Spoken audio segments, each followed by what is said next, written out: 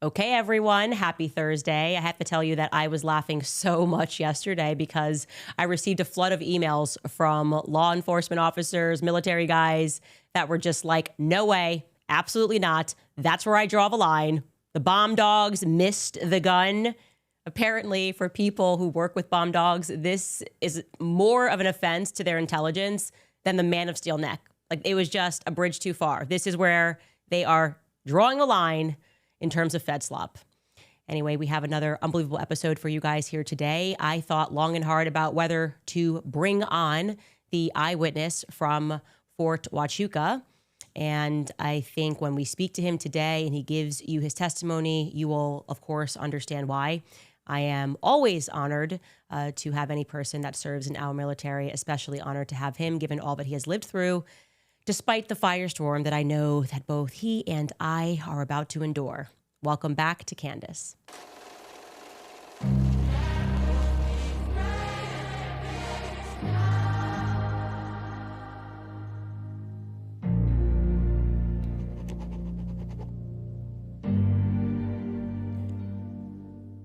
Okay, so a couple of things before we get into that interview. At the top of the show, first want to tell you about this interesting question that I received yesterday from one of our viewers over on X that I wanted to address. He asked me specifically if I saw black plastic fragmentation over the floor of Charlie's SUV. I was immediately struck by this question because I am not kidding when I tell you that the very first thing that I noticed when I went through those photos of Charlie's SUV, I said to my team that it looked like there were shards of glass, like tempered glass that you might see if you drop or break an iPhone. It was very distinct to me in the picture from the blood that is all over the seats and all over the floor. I was like, oh, maybe like someone broke a window or something. And then I sort of put it out of my mind. And particularly, I noticed a lot of it spread across that back seat rear floor. So I'm going to show you that, just a couple of photos of that close up so that you can see it, what that looks like, because, yeah, it was just kind of a compelling thing that he noticed something that I noticed, and you can see it was unusual. I think in this person's mind, the line that they were going down, I guess the line of questioning that they were going down in their own mind was, is this evidence that something broke on Charlie? Could something have been rigged?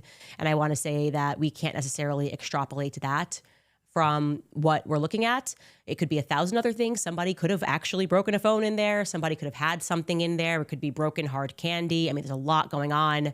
And yeah, but I did want to address that because it was interesting that he noted it and asked if we saw little black bits, and I do. That is visually what I see. I am hesitant, by the way, to put up the rest of the photos, kind of still going through that. I want to be slow on that because obviously I don't want the federal officers, the good guys that are in there who have assisted in this, to be rumbled, right? I don't want people cash to go on a hunt and figure out who gave us what and people to start getting fired. We need to have the white knights in government. So I just need some time to think about that. And yeah. Anyways, what we can do, however, and what we're starting to formulate now are just addressing these data points, right? These mysterious circumstances, these things that don't necessarily make sense. What do we actually know about that day? And what's really interesting for me is when I review these data points, I can't fathom how there are people out there right now trying to convince you that there is overwhelming evidence that Tyler Robinson committed this crime. There's no evidence outside of these shady messages that are not even time-stamped. We don't have a confession from him. We have nothing. Okay, so these are just some data points for you to remember as we go through this. The surgeon never confirmed or even suggested that Charlie was shot with a 30-06 or that Charlie had a steel neck that stopped that bullet. Rather, he suggested throughout the course of a conversation that maybe a frangible bullet was used.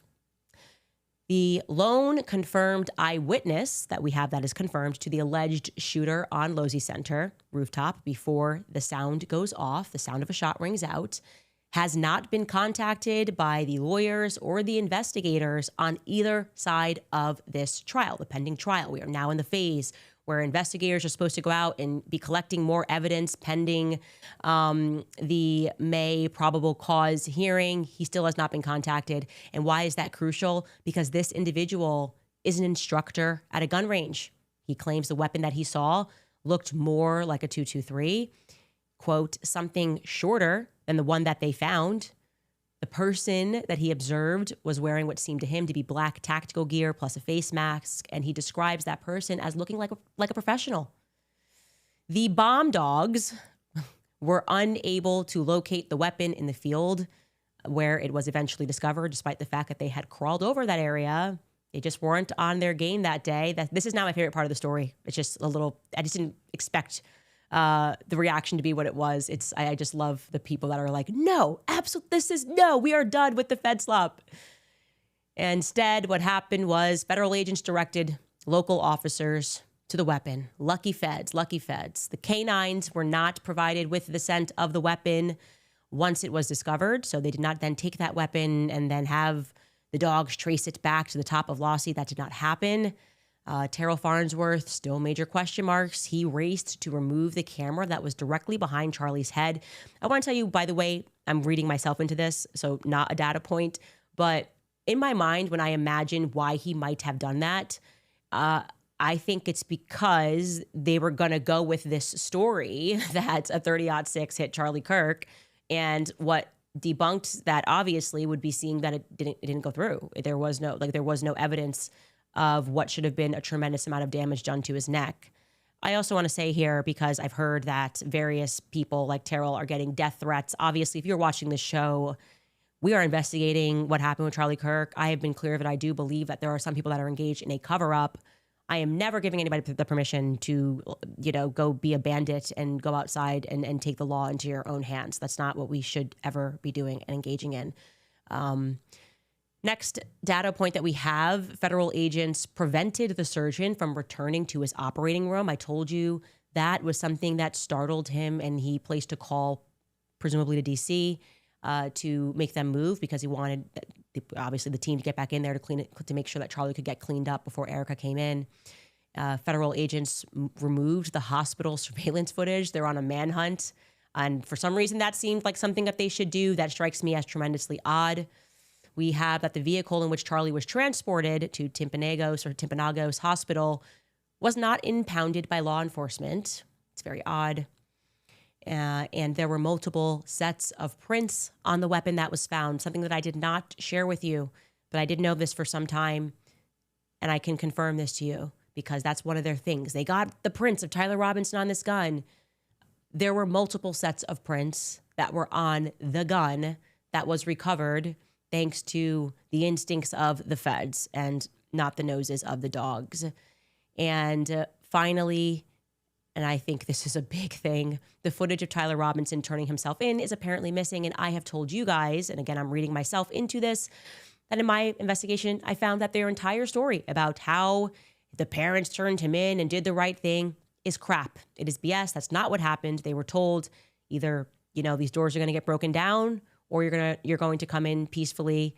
And Tyler chose the latter. I also was told by police officers that were there when he came into the police that they were told not to look at him. They were told to avoid cameras. Very strange things that happened when he did eventually come in. And we won't know how strange because apparently the footage is missing, according to local Utah news, that they didn't say a FOIA. There's another term. What was it? Gamma requested for that footage. And we're basically told, well, now there's been an expiration on that footage and we don't have it. So maybe they just mean they already handed it over to investigators. I don't know, but we will wait and see. That's a lot that is going on. I want to pivot now because our instincts, which they keep mocking us over, I think are on the money. We're going to talk now about Christianity. Christianity. I'm putting that in quotation marks because it has been on this podcast a recurring theme, right? I keep sensing, that these pastors are dangerous, right? I've covered extensively how even just amongst the Calvary Chapel in particular, there's just way too much of a habit of establishing former pedophiles and drug traffickers as lead pastors of churches. Okay, I'm not saying that people can't find God. I'm just saying that my preference would be that they maybe not be provided with access to children, right? If you committed a crime against a child. This is a preference that I guess is not, or perhaps is in conflict with the beliefs and the preferences of Rob McCoy, who makes my skin crawl. We showed you that interview that he did with somebody who apparently went on a rampage. He actually went to prison for it, and he was just sort of laundering his reputation and then gave him access again to children. I feel like that is very wrong. I have also on this show been speaking a lot about these quote unquote Christian influencers. Something's not right.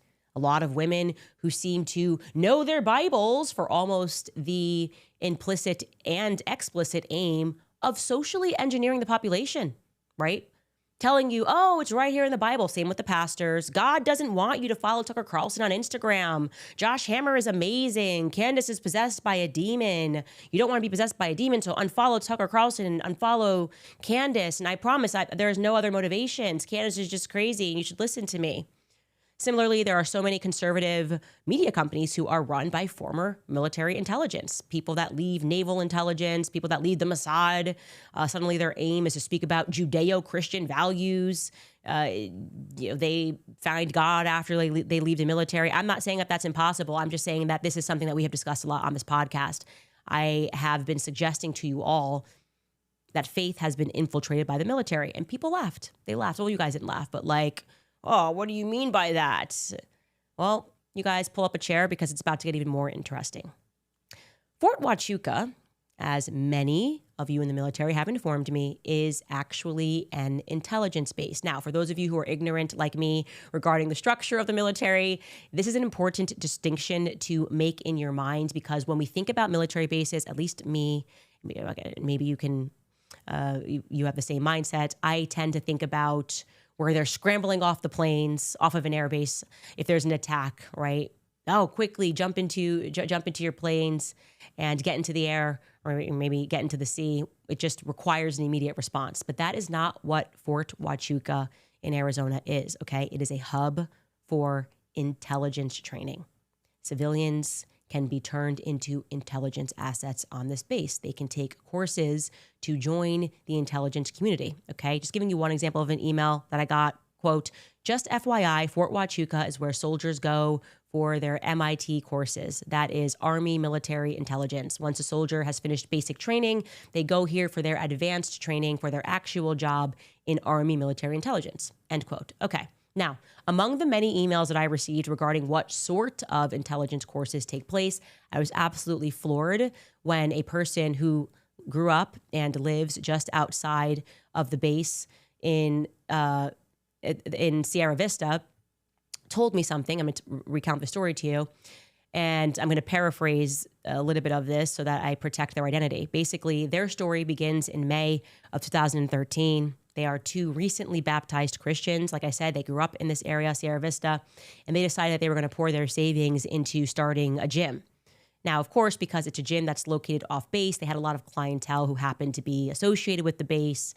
And one such client was a woman that they met, a couple that they met that were on fire for the Lord, right?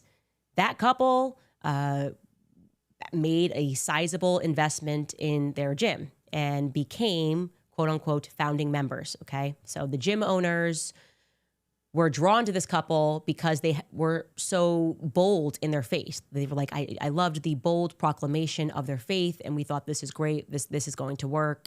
They accept money from them.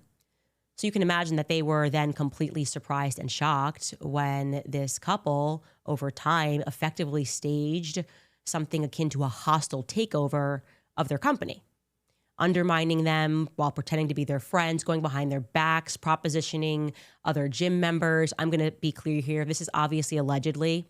I'm going to say allegedly here. The couple almost lost everything in the process, and they had to start all over again. Now, what was once the fastest growing gym in Sierra Vista suddenly they were forced to relocate and downsize their company entirely. So now it's 2015. They are in their new, smaller location of a gym. And I'm going to read this next portion of the email that I received verbatim. Again, allegedly, because he names an individual who I do not know. I've never heard of this individual, but I feel it is relevant because I'd like to learn more. The email continues, quote, "We were struggling, sometimes barely making rent, but still serving the community, including military students who came through for 4 to 6 month training courses." Okay, I want to stress that again. You've got all these students that are coming in and their training is lasting between 4 to 6 months. So they're signing up for this gym. Back into the quotation. One morning, I noticed a female military member lingering after class. She was visibly distressed, so I kept the gym open longer than usual to give her space to talk. We ended up conversing for about 45 minutes, and what she shared with me has stuck with me ever since. She said she, quote, "could not take it anymore." When I asked for details, she explained that her stress was coming from a class that she was taking on Fort Huachuca, taught by none other than Bruce Bevins. My ears perked up when I heard his name as I immediately remembered the incident with his wife. This young woman described Bruce as, quote, "the most evil man that she had ever met." She then revealed something that I wasn't expecting at all. The class's objective was to teach military personnel to infiltrate Christian groups and organizations through covert psychological operations. The training focused specifically on deceiving Christians. At the time, I didn't fully connect the dots. Our gym was and still is an openly Christian faith-based organization. But looking back now, I have to wonder if the infiltration and the destruction of our gym was actually a training exercise or a field assignment. I also wonder if the distressed young soldier was sent to our gym on assignment from Bruce, but couldn't follow through with her objectives and instead chose to confide in me. There were other students who will corroborate this type of training. 2 military students, both named blank and blank, I'm redacting that, passed through our gym during this same period. They shared similar stories, but seemed much more advanced in their training. On one occasion, after I asked what was so funny in the back of my class, they privately shared that they had just returned from an overnight field training mission with very little sleep. Their objective had been to deceive civilians in Tucson, about an hour north of us. They practiced at local bars and public venues on unsuspecting people, telling lies, remembering those lies, and maintaining their false personas without, quote unquote, breaking character. They laughed about their conquests while working out at our gym. Now, I got the impression that their deception sometimes extended to sexual encounters with their targets. At the time, I found this disturbing, but I did not know what to make of it. Now, 12 years later, and watching the situation unfold with Charlie Kirk and learning that some of his most trusted people may have been trained operatives who infiltrated Turning Point USA, these memories suddenly seem significant. You mentioned previously that there was a strange military background connection among some of the people involved. I am now wondering if instructors like Bruce Bevins trained some of these individuals before they infiltrated Christian organizations like Turning Point USA. End quote. Now, I obviously cannot confirm just yet. I'm sure after the show, we're going to get a bunch of emails, the allegations against Bruce. Again, I have never heard of this individual. But what I can say to you is on a guttural level, I feel this is accurate. I do. It is what I have noticed. It's what I've been pointing to you all year. Many of these pastors are behaving like operatives, and many of these Christian influencers are behaving like operatives. And I keep telling you that all roads, including the Egyptian, here Israeli, planes, lead to the front door of Turning Point USA Faith. I kept saying there's something when Faith suddenly infiltrated and something happened to this organization. And I feel this email is a big piece of the puzzle. Okay. So if you played a part in these exercises on Fort Huachuca base where you were learning instructions about how to be a good little Christian to infiltrate and potentially to overthrow a Christian organization, and maybe you're having some second thoughts about your soul and you'd like to speak to me about it off record, please email moretips@candaceowens.com. And I would also like you all to remember that we suddenly have been experiencing wall-to-wall panic ever since we mentioned Fort Huachuca. We saw this. It's crazy. I mean, the articles right now are unhinged. They are just doing fiction. The panic button was pressed when we mentioned Fort Huachuca and the alleged meeting that happened on the morning of September 9th. So we're going to get into that. And by the way, for those of you that thought that this person was making it up, He was apparently not familiar with metadata. I don't think he was. And he had not sent me the photos that he took that morning on the base. So he tells a story. I stepped outside, I got coffee. Well, because he thought he was going to right, and I'm laughing here, going to like right the wrong of his past, he was sort of documenting himself while he was on the base. So he sends me over all of his stuff, and I literally was able to confirm with the metadata where he was, exactly what time it was, and see the background, obviously. And it's just a fact, okay? It's just a fact that this happened. He was there. I was also able to establish it because like now this is like beyond a reasonable doubt. Now, when we get back after this brief break from our sponsors, we are going to bring on, and this is his new name, Mitch. I've told you about who he believes he stumbled upon in that meeting, and I think that we need to focus on that. And you may learn more. I know I certainly did. We'll be right back after a brief break. All right, you guys, when they double down on abortion, you know that we have to double down on supporting life. Through our partnership with Preborn, we can help save babies and support mothers in need. Everyday Preborn's clinics rescue hundreds of babies because when a mother sees her baby on an ultrasound and hears that tiny heartbeat, her chance at choosing life doubles. And now, thanks to a generous match program, your gift will be doubled as well. That means twice as many ultrasounds, twice as many lives saved, and twice as many mothers that are given hope with diapers, car seats, counseling, plus care up to 2 years. If you've heard about Preborn before, but you've not yet taken action, there is no better time to do so than right now. Their work is some of the most important work to help heal our country. One ultrasound is just $28, but you can obviously give 10 times that if you can afford to. Head to preborn.com/Candace to give. Again, that's preborn.com/Candace. I also want to tell you guys about the Wellness Company, because what if the sore throat and fever that hit you overnight did not mean that you had to cancel a family trip, miss work, or waste hours at urgent care? Instead, you could just open your medical emergency kit from the Wellness Company, match your symptoms to the doctor-recommended guide, and start treatment immediately. This is not a first aid kit. It is a mini urgent care center right at your fingertips. Inside, you'll find core prescriptions to treat over 30 conditions like COVID, strep throat, pneumonia, plus more. So there's no more waiting rooms or pharmacy lines, just modernized medicine right when you need it. Ordering is simple. At checkout, you can complete a short intake form, and a licensed doctor will review it, fill your prescriptions, and the kit will arrive to your home within a week. No one wants to be sick during the holidays. Be prepared. Save yourself time and money. Medical Emergency Kit puts urgent care in your hands. Order your kit now by heading to twc.health/Candace, and be sure to use code Candace to save up to $45 off, plus free shipping. That's twc.health/Candace and use code Candace at checkout. Kits are available, I should tell you, to U.S. residents only. Also want to tell you guys about Tax Network USA, because you might owe back taxes. Maybe you have not filed in years. Well, now is the time to resolve your tax matters. With the national conversation around abolishing the income tax system, the IRS is fighting back and proving that it's here to stay by becoming more aggressive than they've ever been. They're sending out more collection notices, they're filing more tax liens, and collecting billions more than they had in recent years. The IRS can take your wages, bank accounts, Social Security, retirement, and even your home. If you owe or you haven't filed, it's not a question of if the IRS will act, but when. Right now, Tax Network USA is offering a completely free IRS research and discovery call to show you exactly where you stand and what they can stop before it's too late. Their powerful programs and strategies can save you thousands or even eliminate your debt entirely if you qualify. So don't make a serious mistake by representing yourself or calling the IRS on your own. Waiving your rights can cost you even more money. They are not on your side, obviously. Get protected the right way with Tax Network USA and start the process of settling your tax burden once and for all. Call 1-800-958-1000 or visit tnusa.com/Candace for your free discovery call with Tax Network USA. Again, that's tnusa.com/Candace.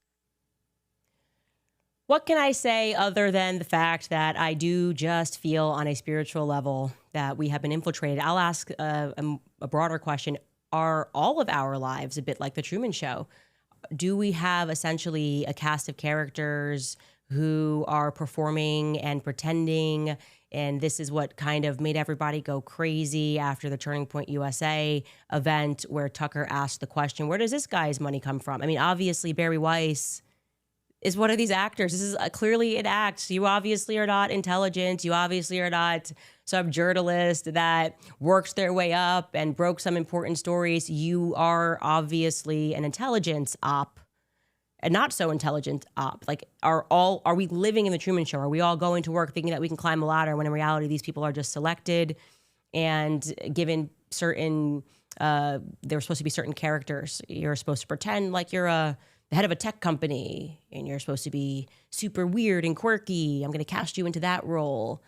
And then we're going to call you a genius. And you're supposed to pretend that you're this super financial guru like Jeffrey Epstein. And we're going to put you at the head of a finance company. You have no background in this. That's kind of the theme that I'm seeing. Anyways, I don't want to waste too much more time because I do want to bring on Mitch, who apparently has what I would describe as, I don't know if it's the best or the worst luck ever in life, stumbling upon the feds when they're maybe up to no good. Mitch, welcome to my podcast. It's so great to have you here. Yeah, it's wonderful to be here, Candace. How are you doing? I'm doing very well. I obviously, you know the story of how I instantly got the email from one of your friends that just said, you should call Mitch, after I prayed and said, I'm missing a piece of this. Please, God, give me a piece of the story. And the first email I see when I get back from church on a day of holy obligation is this email. And so, Mitch, my audience is up to date on what happened to you when you were 20 years old. And I'm wondering if you can just sort of briefly recap in case I got some things wrong. Oh, wow. Briefly recap 35 years. Sure. Yeah, we were part of a mission going down to the border of JTF 6, assigned from 10th Mountain. Previously, there had been a Marine Corps unit there. Apparently, they had an incident. We had to replace them. And they wanted a less kinetic unit to be involved. So we went down there in a matter of a few days, and I was the youngest guy on the team. And for the first few days, I got assigned to have to, do the hard work of putting in the sensors and following one of the border patrol who was he was on horseback. Got to learn a little bit about picking up signs in the desert, stuff like that, while we were placing these sensors down. It took a few days. I think we put in like 80 sensors or so along the border, and we were getting they thought it was some glitch signals coming back. Being that I had just gone through the course, I had the most updated information, and what we realized is they weren't glitch signals that these people were being sent out for. It was subterranean, and when I got pulled back to the JTF 6 headquarters, they were in discussions of trying to remove the Army. In case your viewers don't understand, when units get put together like this, especially this mission, there's a lot of contention even to this day between the Army and Border Patrol and who gets to take credit and who gets to stay, who gets to go. And back then, Border Patrol, I think they just wanted us out of their hair. So they were having some sort of a big meeting, and it was a big do not disturb meeting. And I got assigned to the skeleton crew to sit back on the SMS, the receiver. And I was looking at the data while the skeleton crew of the Border Patrol was left there with me as well. And he was giving me a bad time about the Army equipment and how they were being sent out for no reason. And he kept giving me a bad time about it. So we were looking at the data and we started discussing things. And I brought up the fact that, I asked if there was any subways or something like that around. And between the two of us, the light bulb went on that, it was an underground tunnel. And within minutes, we could triangulate the signals and be able to pinpoint the location. And that's the information I got to hand off. So no, I didn't, like go on the raid itself. Handing that information off was the probable cause they needed to be able to go get a warrant, go to the location, and also communicate with the Mexican authorities on the other side to perform a raid. And yeah, that's what happened. Now, Um, you're thinking, amazing, we have found the biggest cartel tunnel. There had never been one bigger previously discovered, I presume. Maybe there had been. I don't know, I'm going to become a hero. Maybe you're thinking, this is going to be great. And the exact opposite thing is true. And it's because they eventually find pictures of, well, was it an American lieutenant colonel? Who exactly? Sorry, I know you told me this. Was it a colonel? One of the commanders that was with the Border Patrol was actually posed with a photo that was found on the Mexican side after the tunnel apparently had been built, along with other Mexican military and U.S. military. Mm-hmm. So there had been some collaboration. Prior to us getting there, there had been a lot of suspicion that the federal government knew that 80%, I think it was 60 to 80% of the cocaine was coming through the Douglas, Arizona area. And that's basically Region 6, or that's why they called it JTF 6. So they knew all the cocaine's coming through this one area.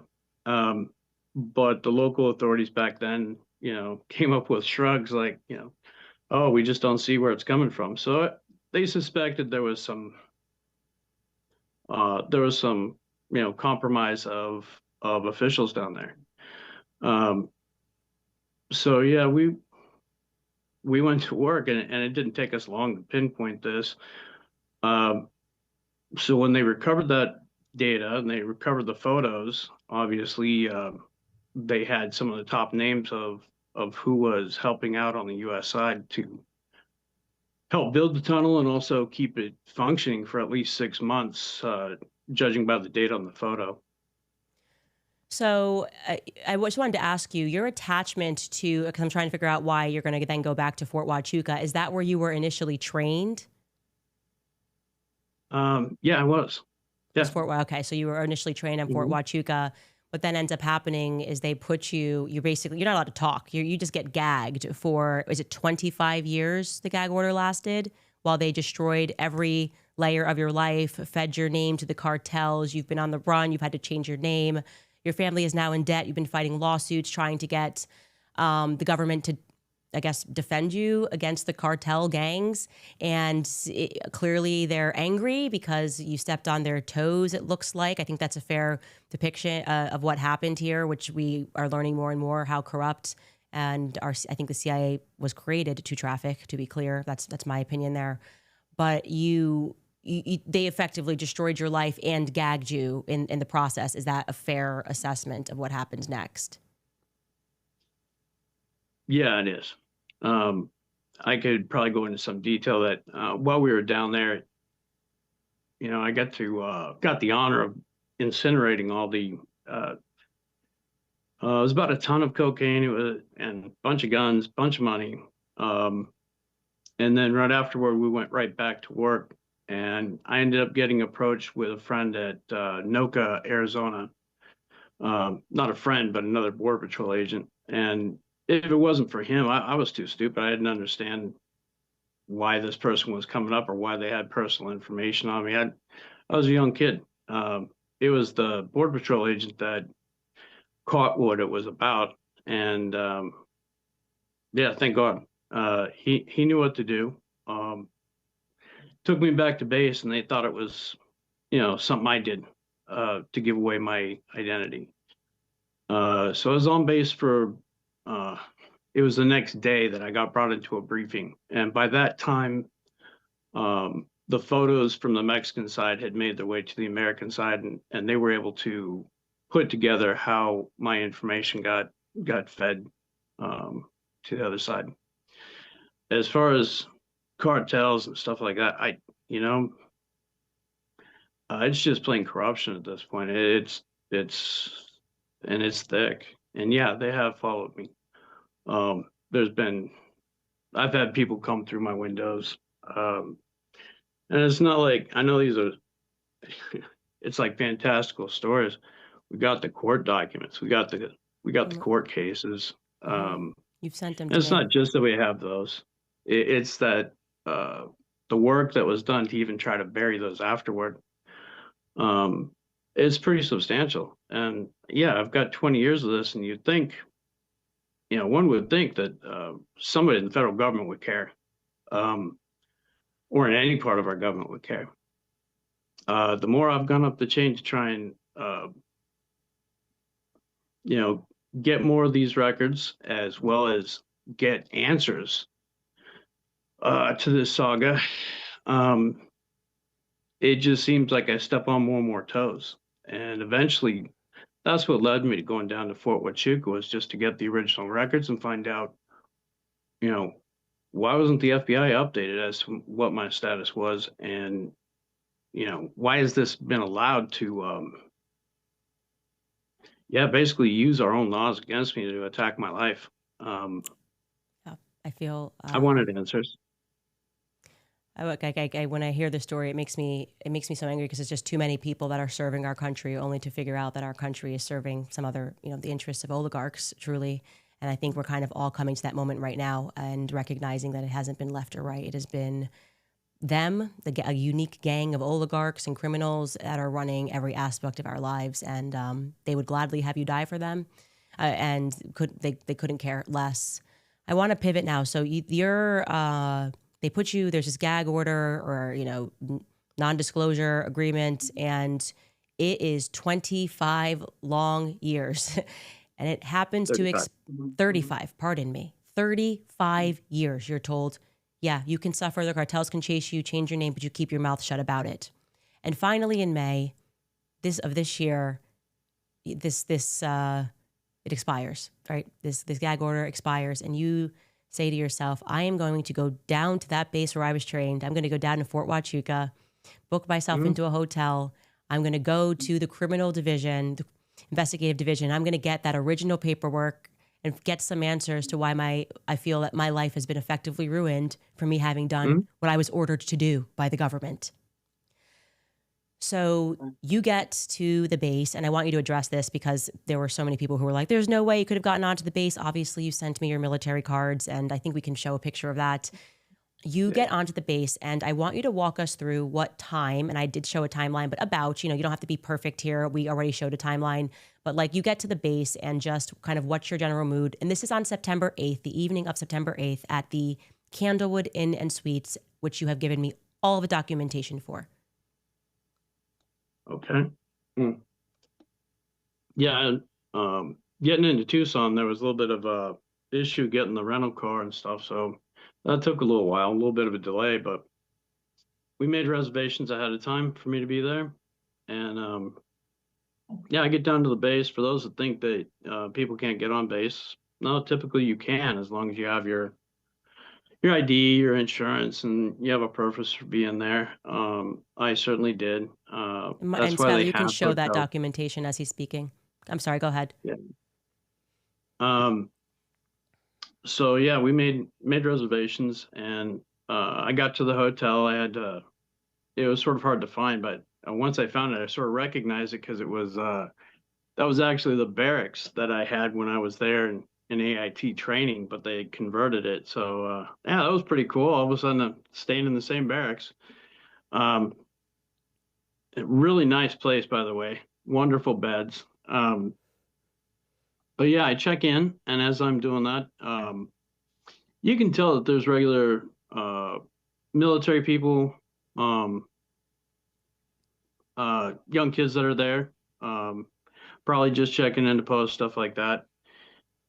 There were a couple people that stood out, and they're a little bit older, and as I'm checking in, one guy that was sitting on the couch, he just had a sheen to him. Looked like he had a professional military sheen to him. If I had to guess, being a special forces guy, I would have guessed that he's ex special forces, probably doing, something down there, probably contract. He was definitely waiting on something. And Age about, just so we can get a description. Age. I'd say 30, 33 to 40, about there, give or take. I wasn't there to check out people or check ID cards. I just happened to know him. And veterans, especially SF guys, when you notice somebody like that, I almost had the impression, so much so, that I was going to go up and ask him what group he was with and say hi and thank him for his service. I didn't really get that chance. So as I'm checking in and then I go to my room and then come back out, he was joined and joined by a female that you can definitely tell when, how do you put it, when people are well off and they're dressing down. She was definitely dressing down, and it was very well kept. The one thing I noticed about the woman that really stuck out to me was her eyes. And I have an ex that has caused me a lot of problems. So when I see someone with striking blue eyes like that, they stick out. And I was on the phone with my wife here, and I even told her about it. I said, "Oh, geez, somebody has those kind of eyes." It creeped me out a little bit, and it had nothing to do with that person. Just, life is what it is. But as I was checking in, I was going to go back and actually talk to that person, the guy, and between me at the front desk and then going back to my room one time and then coming back out, I was going to go to dinner. They had gotten into, there was a vehicle parked out front, big green truck. It looked like a real shiny GSA type. And they were getting into that vehicle and driving off. And that night I went to dinner at some, a little bit crazy. The people in Sierra Vista, they can probably verify, there was a Mexican sushi place in Sierra Vista. So I got dinner and it was a pretty good place, actually. And then I came back and went to sleep that night. Got up early the next morning, wanted to see the sunrise, reminisce about, there we go. Just reminisce about having been there a long time ago. And even stopped to talk to some of the police. They tried to give me directions to CID, but the buildings there are they're sort of old World War II, and they're also built on top of the foundations of like almost Alamo era rocks and stuff, and some of them aren't really well marked. So his direction sort of led me off on a wild goose chase. And I'll interject here while you're having a sip of water that this is when you accidentally take a video and it's 18 minutes long while this guy's giving you directions, which you've sent everything over. So there's no question you were here and everything happened because you tried to document this thinking you were going to get some justice from the past. And I will let you continue telling the story. Yeah, I was there to get help. And I was really figuring some people would have have some answers for me. I couldn't find CID, but as I'm wandering around, and I finally decided, I need to get some coffee and wake up, maybe have a little breakfast. I noticed that there's some signs there that say JTF and JTF headquarters. I went into a couple of the buildings. There was nobody there yet, so I continued on. I went and got coffee, ran into some 10th Mountain people there. They said they were there for JTF. We sort of talked. I bought them coffee, I think, for their service. I I asked where there would be a headquarters that I could go to speak to someone. They tried to explain it to me. I forget. They gave me a building name, and I don't necessarily want to. We don't want to disclose that kind of stuff. But I went right back to the front gate, and as I came in, as they scanned me in with my ID card, yeah, I asked the gate guard there where would this building be, and how would I get there? Uh, he gave me detailed instructions on how to get there, how to wind around to get to that building, and so I did. And it was obviously a temporary setup for this new command down there. Um, there was no gate guard. There was, I think they did have some barbed wire around the field and the building, which made me hesitate for a second. But it was a parking lot, so I just went in and parked. I was on the phone with my missus here and told her, we'll see how it goes. We'll see what they say here, and I'll call you in a few. I ended up not being able to call it back for about 7 hours. And you can, being in the military for a while, you notice when there's a lot of high-ranking people around, and you notice when there's a little bit of a buzz. And I walked in there. I didn't know if this was just a new type of arming that I haven't seen for a while. But I walked up to the front desk. I sort of told him what I wanted. I initially talked to one captain for about 5 minutes, and then he stepped back out. He was going to go get someone. I stood there at the front, and as I did, the guy that I thought was an XSF guy, he had walked out from wherever it was, and he was sort of walking out to the front doors, and he stood there for a while waiting. And then three more people came around, civilian dressed, and one, yeah, he looked like a congressman. Had the pin, had the flag, congressman suit, and there were a couple of people next to him, and obviously they were trying to talk to him, and they were sort of palling around, but it was also sort of serious. And some of the military lieutenant colonels there and the unit sergeant major escorted them out. They got into one of the GSA's. For anybody in the military that knows about GSA, they own everything in the government. Could you, sorry, for those of us who don't know about this GSA, just to break it down for us, I'm sorry to be so ignorant. What does that stand for? No. What was it? Government Services Administration, or okay. I forget what it is. No worries. What they basically maintain all the property for the federal government. Okay. So if you're in the military or if you're in the federal government and you need a vehicle,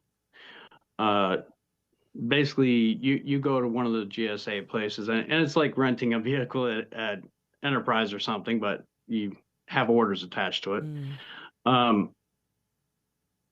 Some of those vehicles they're reserved at any GSA where they have VIPs that come in. For those in the know, they keep a reserve set of vehicles, and they're extra shiny. They're like new off the lot. Their tires aren't worn very well. So they all got into one of those vehicles, and they left. The sergeant major came back in. Him and I was teasing him about his tabs and how he didn't have his long tab, and I think he had a Ranger tab and airborne. Or no, he didn't have airborne. He had air assault. Anyway, I was teasing him about some of that. Was supposed to go back and talk to him. I was finishing signing in when, a couple more captains came around the corners and they escorted me way out. They wanted to take me out of the building. I thought I was getting arrested, and I didn't know what I had done wrong.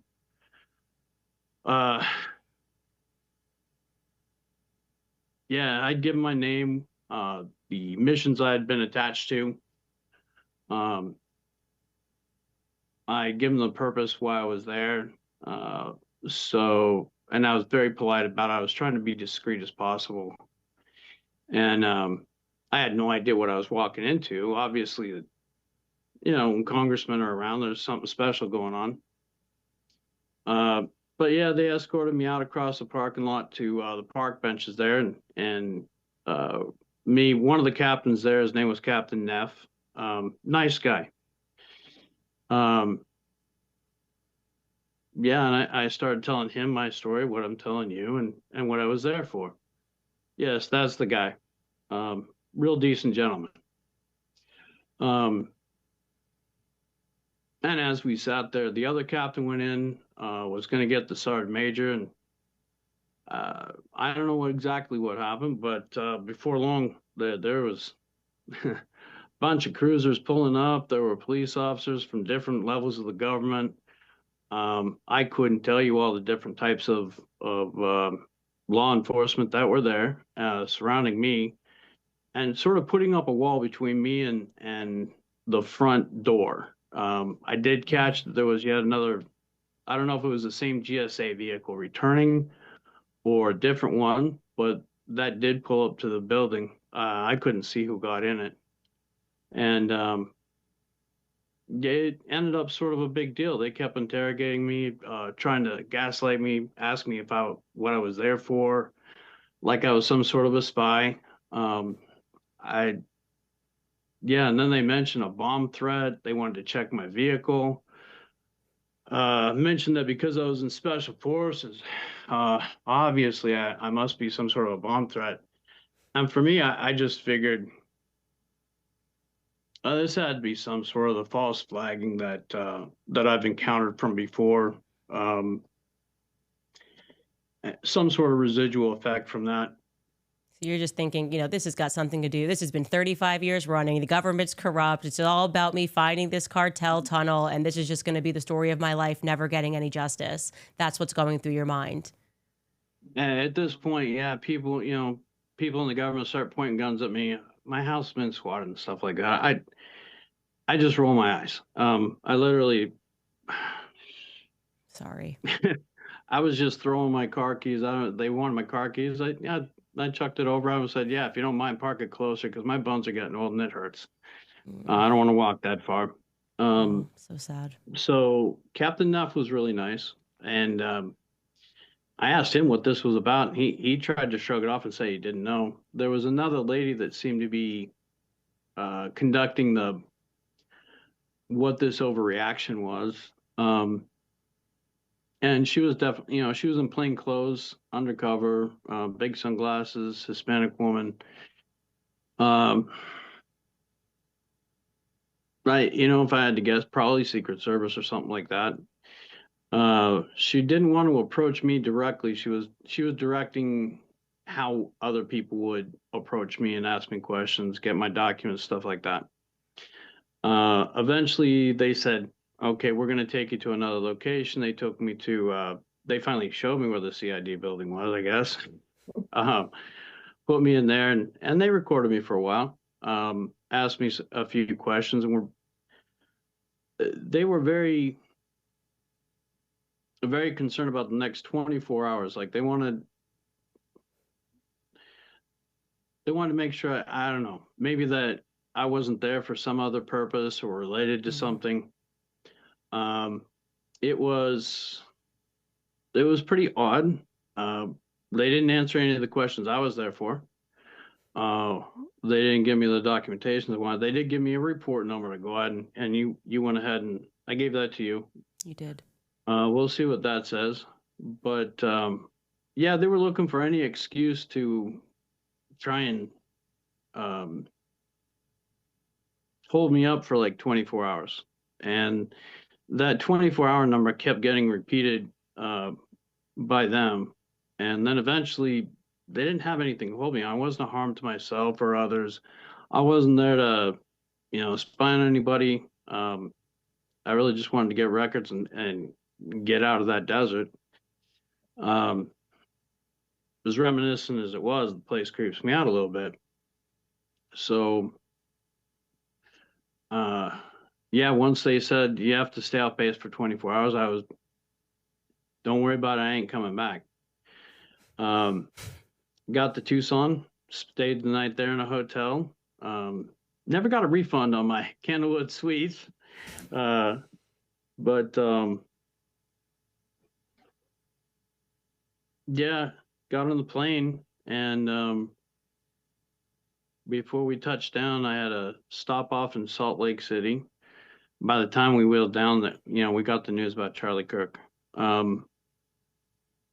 and of course that's been just all over the all over the news. Everybody's watching it, and I don't think anybody's believing what the federal government's saying about it for sure. But what I noticed, I don't know these people from TPUSA. Never been associated. I could recognize Charlie Kirk probably, but what I started seeing come across got more familiar once I saw a picture of somebody in a ponytail with those eyes. That was that person. They were there. And yeah, the head of security there, he was one of the people walking out with the congressman. Now, how would I know that? I just have a gift for recognizing people. And yeah, maybe it's not him. Maybe he has doppelganger, but somebody with the same mannerisms, the same crick in his neck, face, the waxy look on his face, hand gestures, shoulder shrug, gait, approximate height, haircut, definitely walked past me. And If in you the had to put it hotel, at a percentage that you were looking at Brian Harpole, maybe he's got a brother in the military, who knows, right? Maybe he does have a doppelganger. He's got a twin brother, who knows?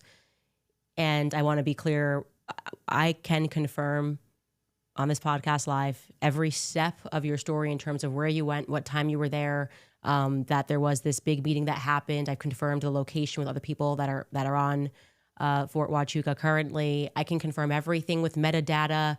I obviously can't confirm that you saw who you say you saw.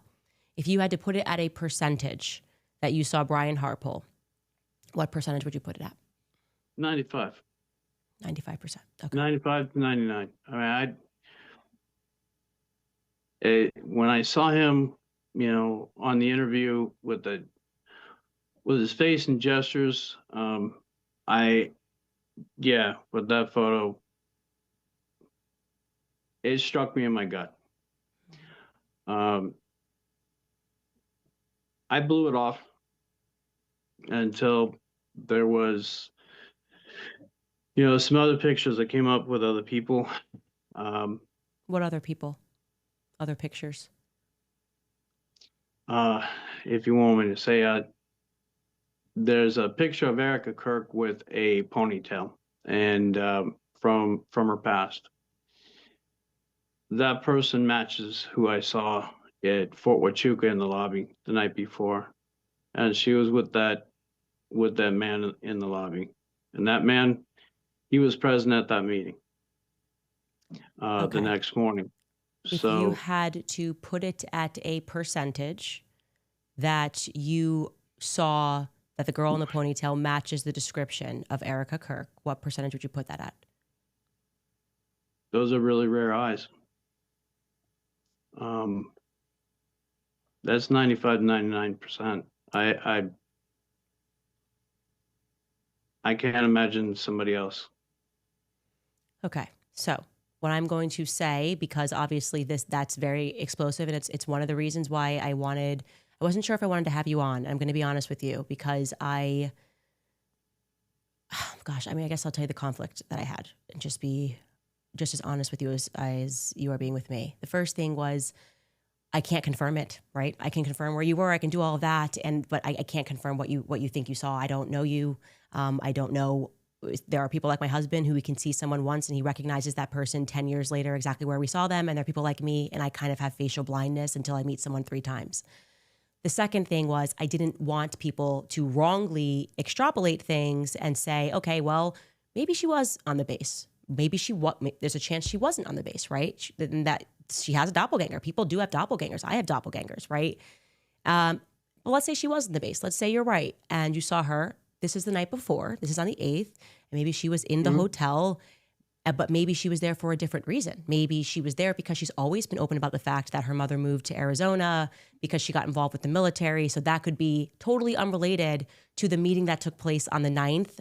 And I didn't want to, but then I said to myself, this man has lived through so much. You know what I mean? This man has lived through so much.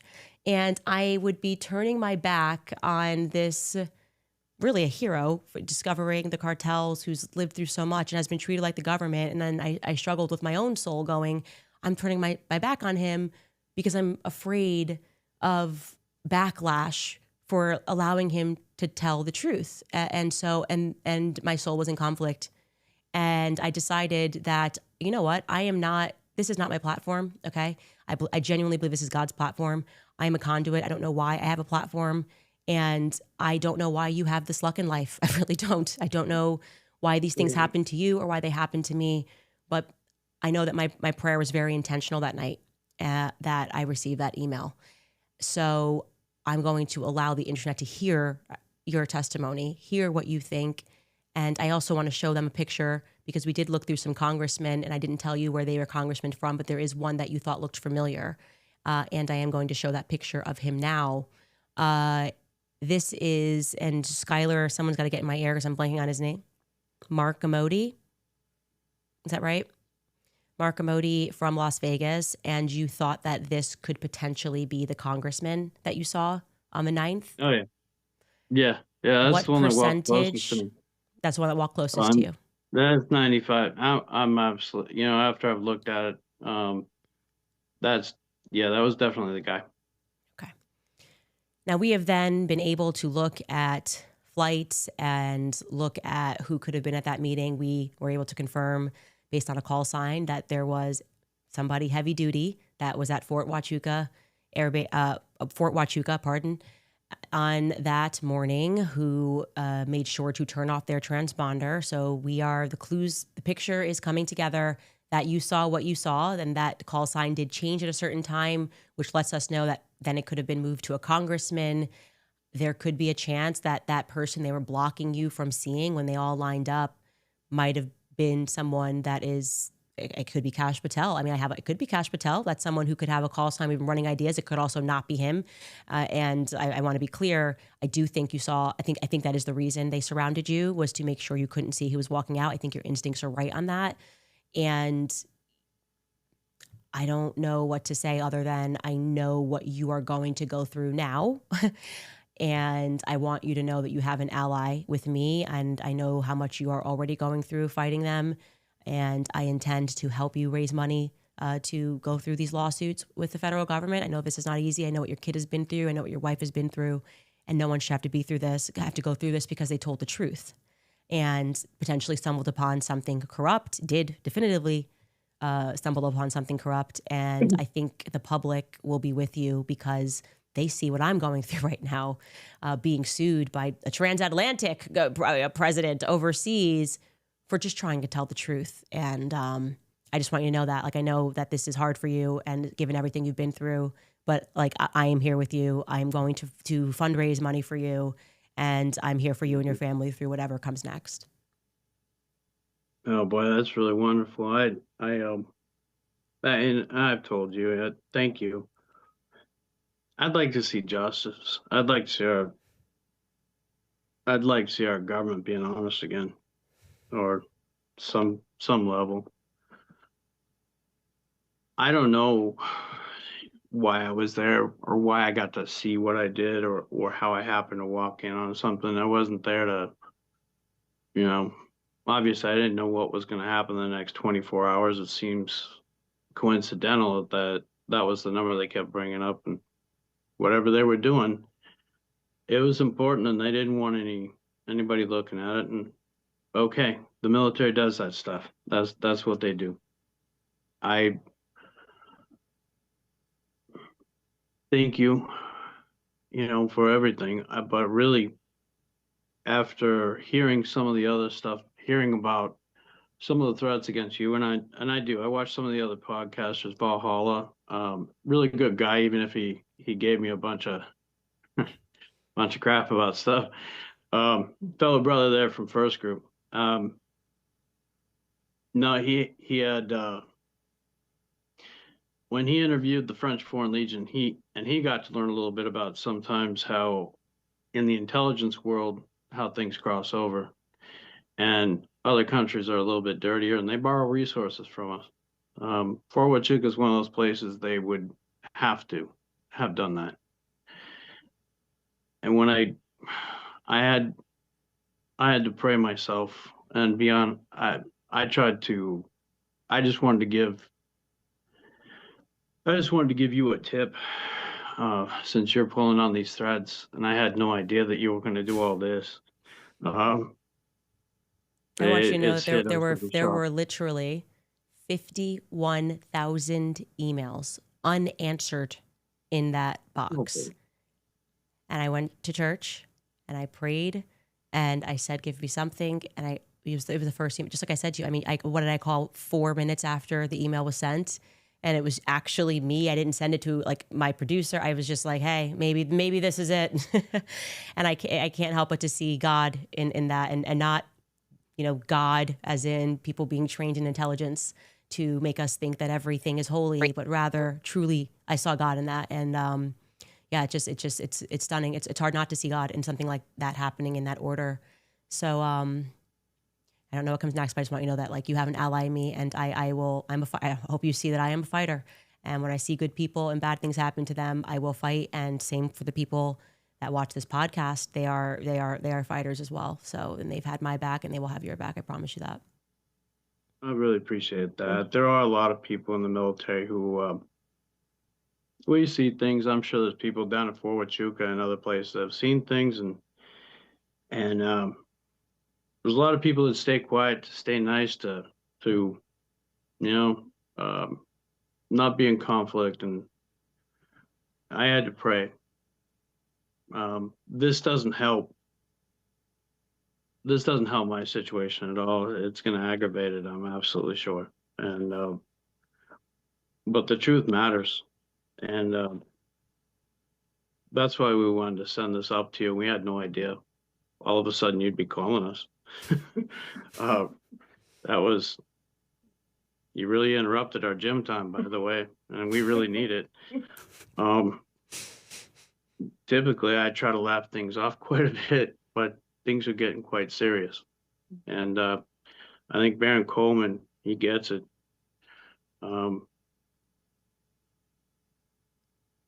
Keep pulling those threads, and I hope Same you to stay you. safe.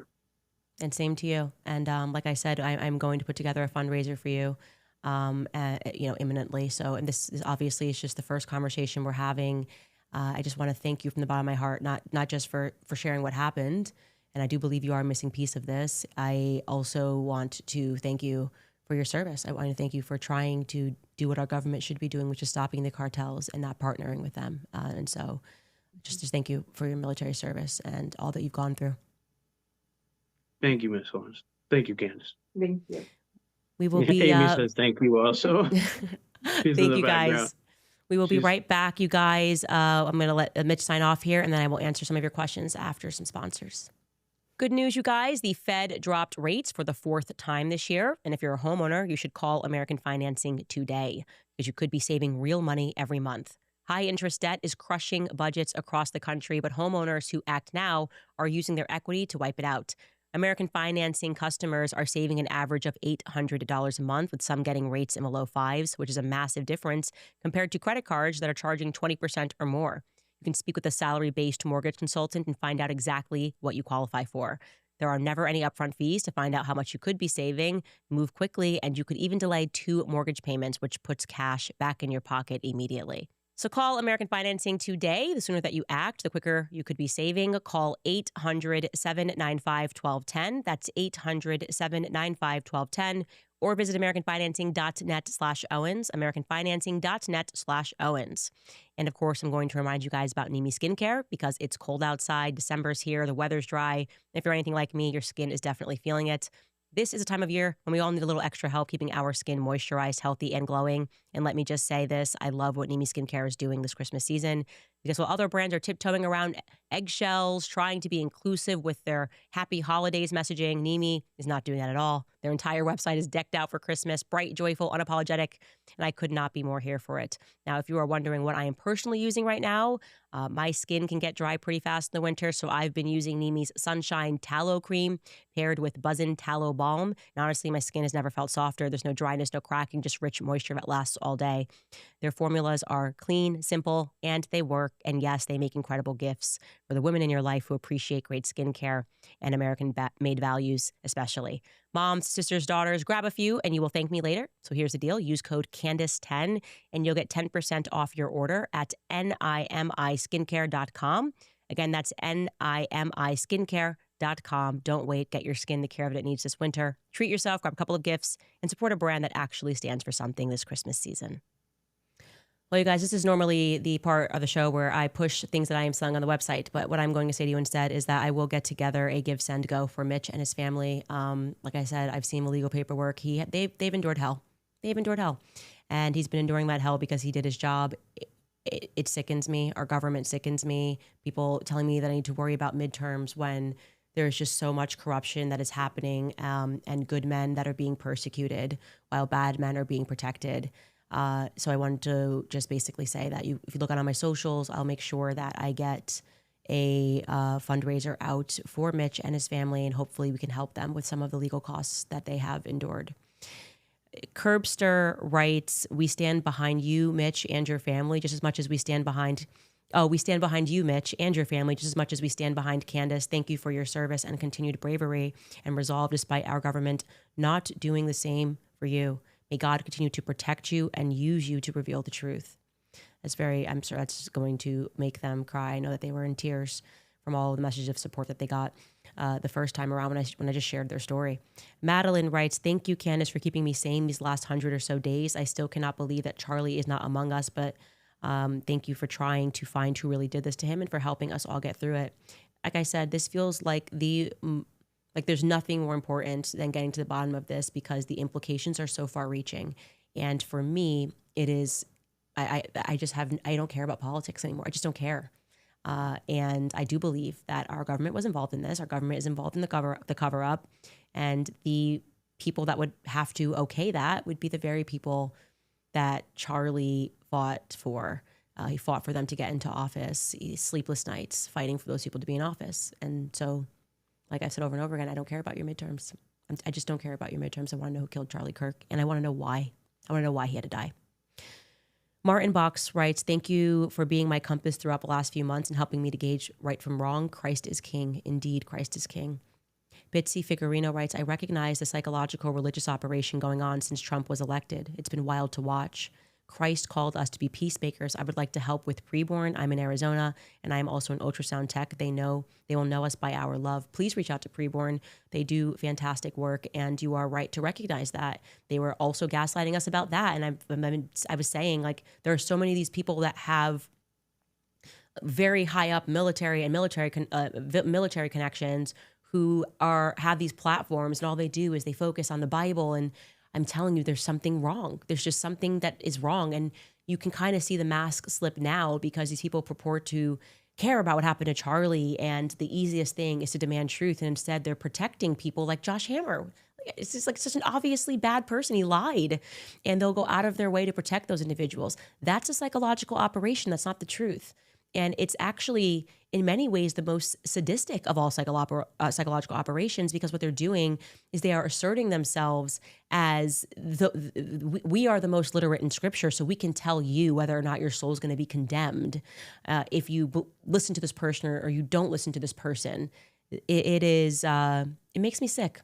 Like I said, I hold the most contempt for those that hold up the Bible as they criticize people, knowing fully well that they could care less about what's in the Bible, and they just want to take swipes and attack somebody and feel justified in doing it. It's so arrogant.